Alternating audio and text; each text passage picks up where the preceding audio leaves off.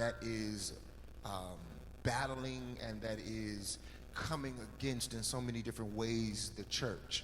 And one of the main assignments, and I want y'all to talk back to me tonight because y'all know I'm right, one of the main assignments that the world or the enemy has used the world to launch against the church is to get people to doubt what God has said concerning his church.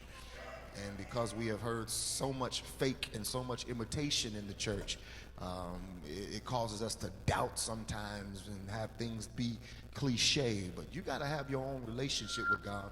You got to know what's real and what's genuine and what's not. Even though you hear people with cliches and you hear this every year, you've got to remember to yourself, based upon your relationship, that God deals in numbers. So even though it may not always be what I think it's going to be, every year is going to bring something that is going to cause me to be able to start fresh and start new, because God does deal in numbers and God does deal with me as we cross over into a new year. And even different calendars. There's a Hebrew calendar, and there are all these different calendars that we go by, but we live in America and we observe the calendar year from December or January to December. And so God honors us just like he honors someone else. Come on.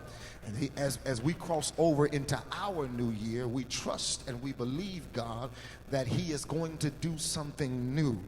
Many of you, I have to deal with the doubt in your mind because the enemy has been trying to beat you up and tell you that there's going to be nothing new. You've been trying to believe God and stand fast in God for the things that he has promised you, and year after year, certain things don't come to pass. Y'all gonna be honest with me? I'm giving you permission tonight to help me preach. Certain things don't come to pass. Don't get me wrong. If you love God, you can look and see God in everything. You can see that I'm blessed. I had a great year. I had a good year. I'm still alive. I've seen loved ones go when things have happened, and I've been up and down, but I'm still here. We can all find silver linings, but I'm talking about the fact that there are some specific things that I know God told me. And he didn't just tell me last year. He's been telling me this for years. And I keep getting the same prophecy, and I keep hearing God say the same thing. And I'm finding it hard to continue to stay on the wall and believe God. Those are the people I'm preaching to tonight, so to identify yourselves. I definitely need God to show me, and I need to know why it is that God is going to do this thing when I've been waiting on him to do it, and I've been trusting him to do it, and he has not done it yet. I need to destroy the myth that this is just going to be another year. These aren't just more hours. When we hit midnight tonight, it's not just going to be another day, some man-made day that decided to call it January the 1st. I'm coming against the spirit of doubt, and I need you to understand that God is honoring your new year.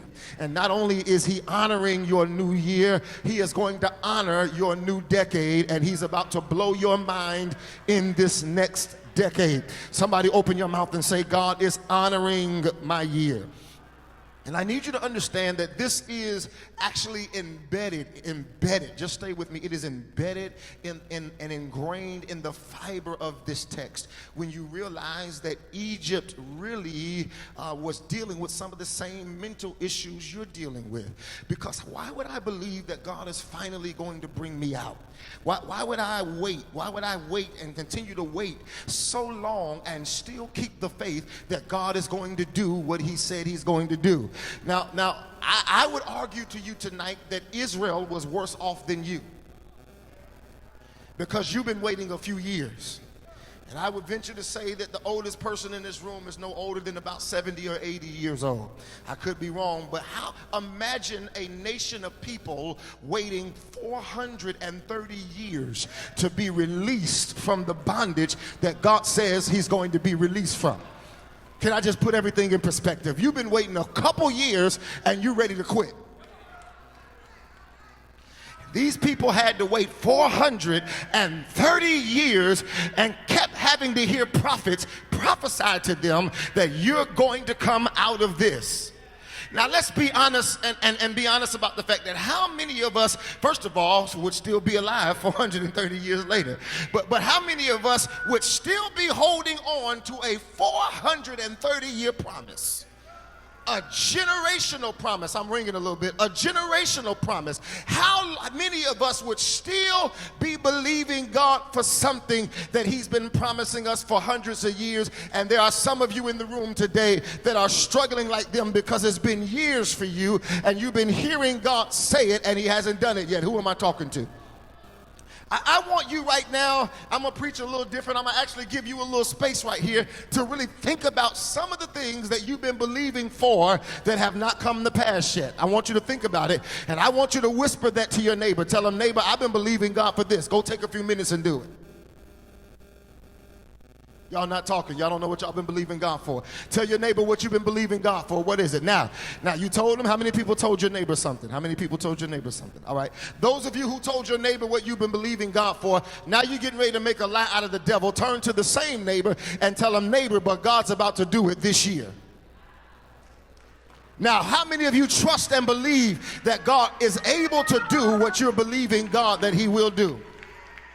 The question that we have is, why did I have to wait this long? Why did I have to endure all of this? Couldn't God have made it easier on me? Couldn't God have just given it to me instead of making me wait? Can you imagine what Egypt or what Israel must have felt like, having to endure years of bondage? They're coming out of hundreds of years of bondage. Generation after generation has gone through bondage, but they are about to come out, and they have questions for God. Some of them are bitter with God, and they're wondering, why did you make me wait this long? I don't want you to raise your hand, but I do want to deal with those of you who've got questions for God, and some of you whose hearts have been drifting from God a little bit because you've been waiting on God to do something. I know you would never be honest about that in church, because God forbid real Christians ever start doubting God. But there are some of us in the room who drift a little bit when God does not do what we think he's going to do when we think he's going to do it. And Egypt is having trouble because for hundreds of years they have been waiting on God, but in the text tonight, God is getting them ready for their release. I'm talking to somebody tonight who's been waiting on God, and this message is about to get you ready for your release. He has had them in bondage for hundreds of years, and the prophets have prophesied to them, but they waited, and finally the day of deliverance has come. Can you do me a favor tonight? Can you tell your neighbor, say, neighbor, I may not be a prophet, but tell them, neighbor, I prophesy to you tonight that the day of deliverance has finally come. That if you've never believed the word of the Lord before, you need to know that next year there are going to be a release of things that you waited on God for a long time. There's some things that have been delayed in your life. God allowed you to wait on those things. And some of those things could have eased a lot of heartache for you. You could have had a lot easier route if God would have released those things when you wanted him to. Who am I talking to? God, I had to cry, I had to pray, and I was confused and I didn't know what to do. And if you had just done what you said you were going to do when I thought I needed you to do it, I'd be all right. But thanks be unto God, you didn't let me die before I got to December 31st, 2019. Because now that you're here, the word of the Lord for you and your family is that the day of deliverance is come. Can you help me preach that to somebody? Say it like you got a microphone in your hand. Just look at him and tell him the day of deliverance is here. It's here, it's here. What's interesting to me, Samaria, is the fact that the same way he preserved them for generations, he prepared the next generation. Don't miss it. Don't miss it. Listen. The same way he preserved them for generations. Because while you're complaining about him not doing it, don't forget that he preserved you while you were in it. I just need to turn and preach to y'all because I don't know where they at tonight. I said, don't forget while you're complaining about what he hasn't done yet, because they were in bondage for 430 years and they wanted to know when we gonna come out of this. And they cried and they were bitter and they complained, but nobody spoke up and said, wait a minute, y'all realize we've been in this for 430 years and we ain't dead yet? I'm just trying to find my crowd because maybe y'all ready to get to the club tonight. Tell somebody, neighbor, I've been complaining about coming out, but the blessing is he kept me while I was in it. That I should have been dead. I could have been dead. But somehow he preserved me until he was ready to do what he said he was going to do. Everything I thought I wanted, he didn't give it to me, but he kept me in my right mind until he was ready. And now tonight, my praise is because he preserved me, but it's a double praise because not only did he preserve me, but he's about to give it to me. Oh, I wish I had somebody. I wish I had somebody. I wish I had somebody. When I look back over my life, see, the old folks, they didn't have a lot of theology, but they said the stuff that really has power in church. When I look back over my life and see all that I've been through, it makes me give God the praise. The more I think about it, the more I thank him. Thank you, Holy Ghost. He said this year, we got to get back to the basics because the church has become so sensationalized that we don't realize the power is still in the basic stuff.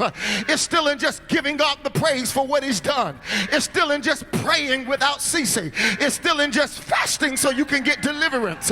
If you don't never have no lights, your church better have prayer. If you don't have no fancy stuff and videos, your church better have fasting. I'm talking to somebody in here tonight that is glad about the fact that you were preserved by God. Watch it, watch it. He preserved them for 430 years. Thank you. You set me up great. That was the alley-oop. I'm getting ready to dunk it. He said, that's a long time. So now I know y'all getting ready to shout off this because the preservation of 430 years was just preparation for the next thousands of years. I'm just trying to help because remember when he brought them out, he had already spoken a blessing over them and told Abraham that I will bless your seed. And the reason I'm sitting in church tonight is because of Exodus chapter 3 when he brought them out. So even though I'm crying over how long I was in, it's no count. It doesn't even matter compared to the many years that I'm about to walk in the blessings. Can you tell your neighbor, say, neighbor, for the sufferings of this present time are not worthy to be compared to the glory that shall. I'm trying to preach. I need y'all to loose me and let me go. Tell somebody, the sufferings of this present time are not worthy to be compared to. Tell somebody, come on, help me preach it. Grab them by the hand and tell them, neighbor, the suffering that you went through is not going to be nothing compared to what he's about to give you. Come on, tell them it's going to be a blip on your radar.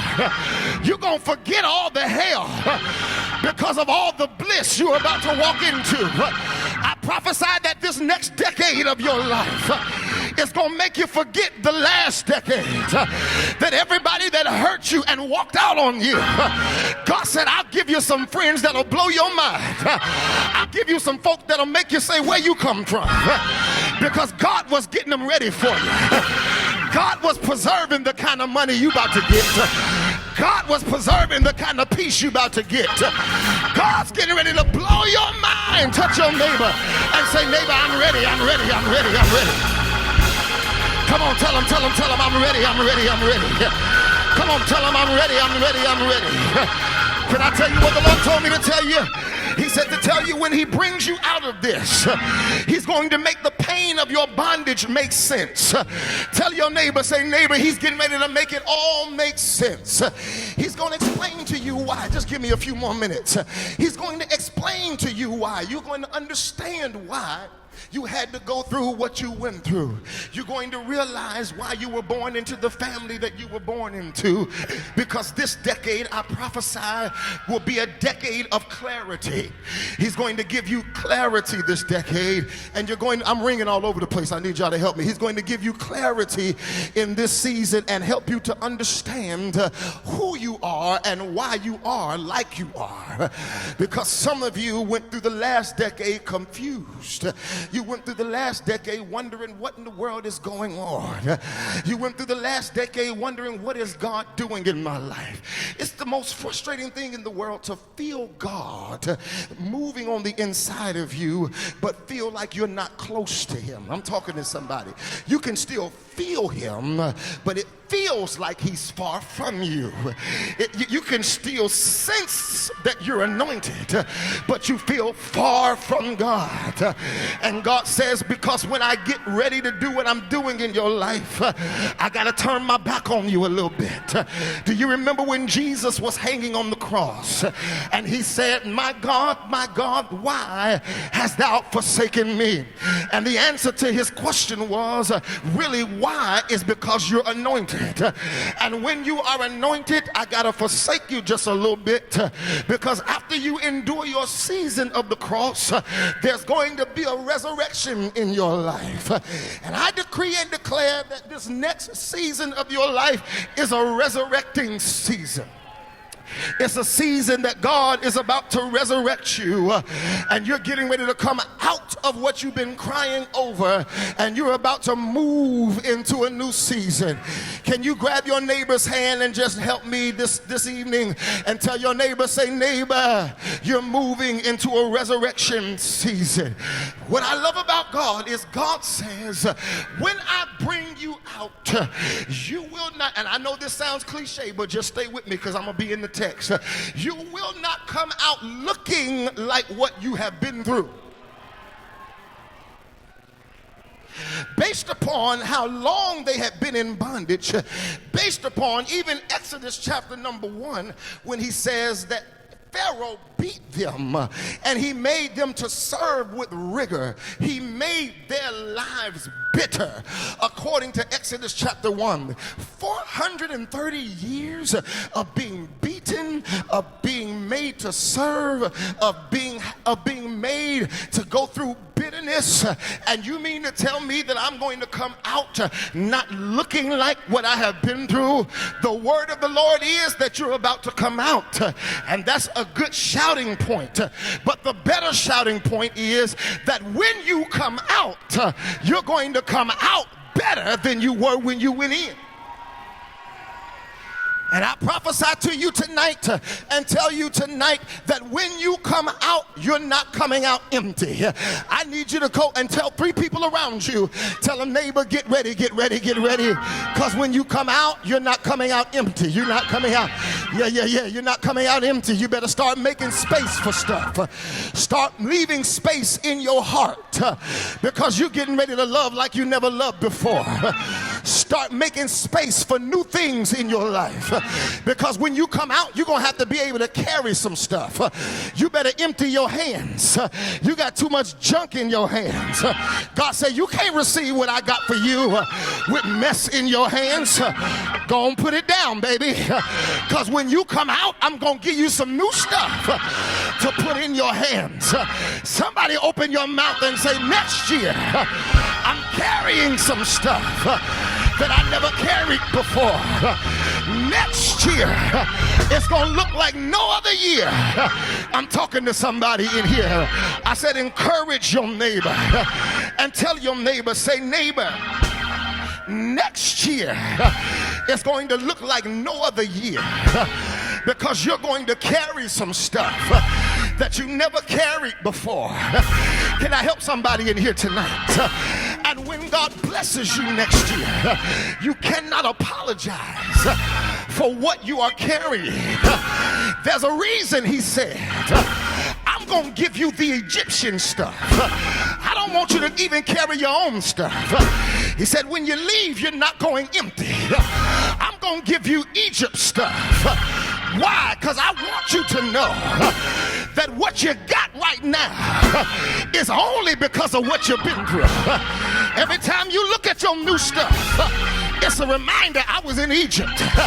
Every time you look at what God is blessing you with, it's a reminder he kept my mind. Every time you look at what God is doing in your life, you will remember this is the day that God worked a great deliverance in my life. Do me a favor tonight.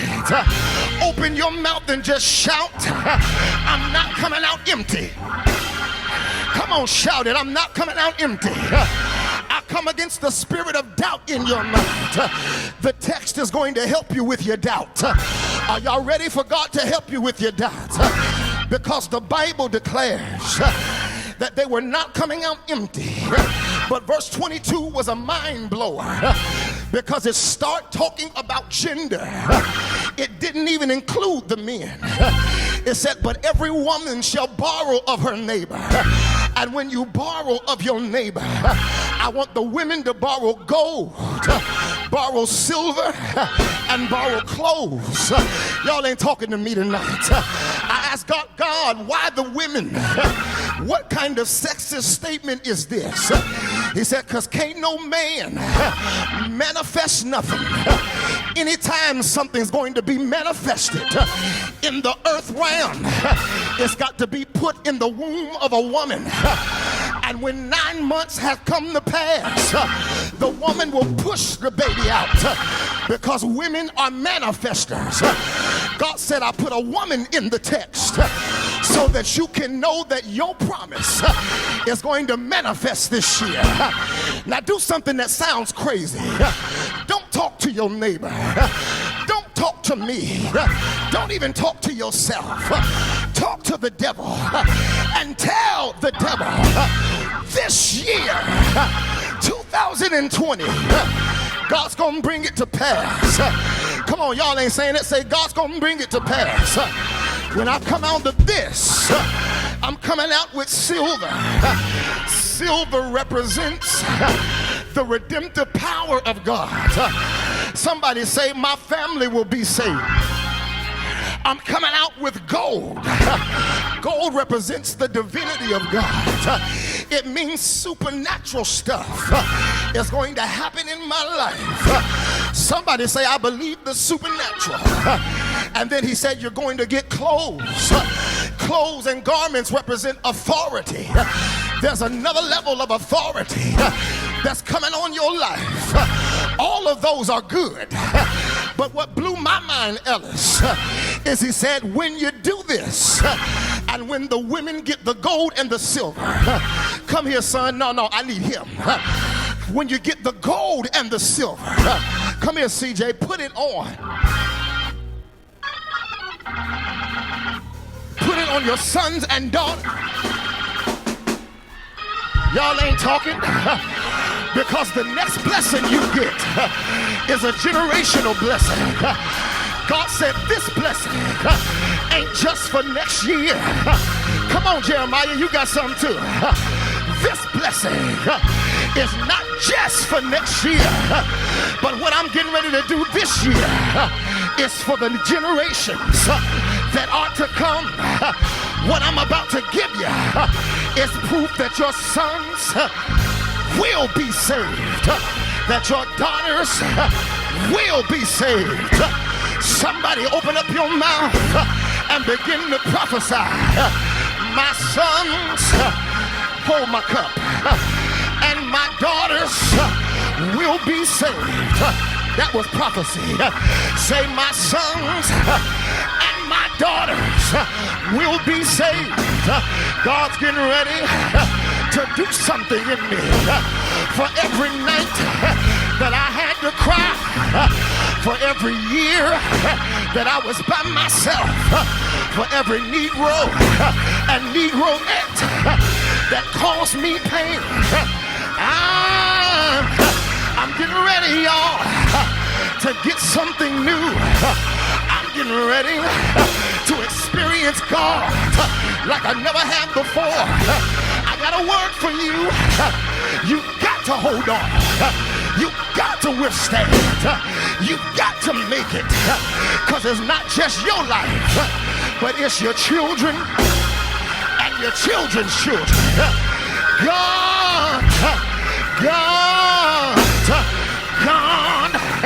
is setting you up for generational blessings. I prophesy the next money you get in the next season ain't check to check. It's generational money.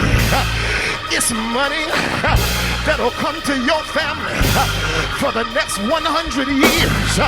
It'll be in your family for the next generation. The next honor you get won't be 2020 honor. It'll be generational honor. And the Mabon name, and the Benefield name, and the Roberts name, and the Jackson name, and the Lewis name, and the Smith name will go down through the generations with a level of anointing that people will say, surely she was a woman of God. He was a woman of God. Somebody grab your neighbor and tell your neighbor, say, neighbor, it's been a hard year. Y'all ain't saying it. Say, neighbor, it's been a rough year. We've been through some storms and we've been through some rain. We've cried so many tears, but I'm glad tonight that the word of the Lord is not just that we're coming out, but when we come out, we're coming out full. We're not coming out empty. We're coming out full. Get out of your seat and go tell 3 people somewhere on the other side. Tell them, neighbor, get ready, get ready. Tell them, get ready, get ready. Because God is about to fill you for your next assignment. Y'all ain't saying it. I said, tell your neighbor, tell them God is about to fill you for your next assignment. How many nights have you felt empty? How many nights have you felt alone? How many nights have you felt by yourself?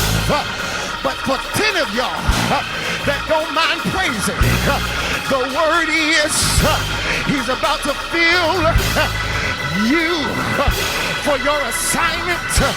Y'all missed it. He's not filling you because he gets joy out of it. He's filling you for your next assignment. I got work to do. I got something to do. The next 10 years of my life, I got souls to save. I got business to conduct. I got books to write. I got people to bless. I got children to raise. I can't die. I got a future. I got something ahead of me.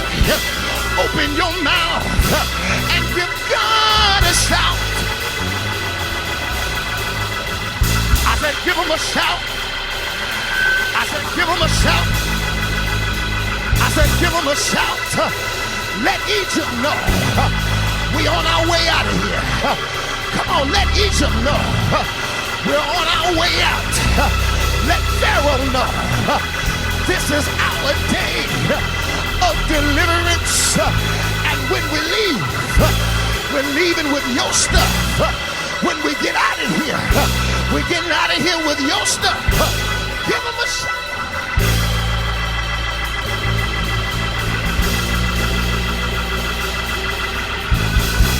Come on, use your mouth. Use your mouth. Use your mouth. Use, oh. I said use your mouth. I want you to get your neighbor like this. Don't stop shouting though. Come on, keep shouting. Don't stop shouting. And I want you to begin to take your neighbor and just start dragging them, because your neighbor didn't know sometimes how they were going to make it. But tell them, neighbor, you're too close to give up now. Tell them, neighbor, it's been years and years of waiting on God. But neighbor, this is the day that the Lord had made. It's your deliverance day. Tell them, come out, come out. Come out of it. Come out of it. Come out of it. Come out of it. Come out, come out, come out. Come out, come out, come out. Do I have any witnesses? Do I have any Bible readers? My Bible readers know that when they finally came out and they crossed over on dry land, the first thing they did was give God the glory. How you gonna act when you finally cross over? Wave your hands, open your mouth, give God